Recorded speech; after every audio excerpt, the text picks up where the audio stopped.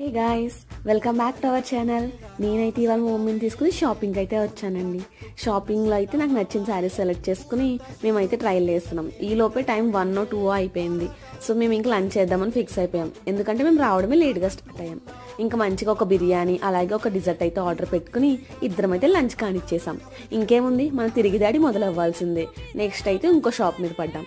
ఆ షాప్లో కలెక్షన్ కూడా చాలా బాగున్నాయి. యాక్చువల్గా అయితే రాజమండ్రి షాపింగ్స్లో చాలా ఆఫర్స్ ఉన్నాయండి. 1+1 offer, combo offers, by 2 get 1 అనేవి చాలా ఆఫర్స్ అయితే నడుస్తున్నాయి.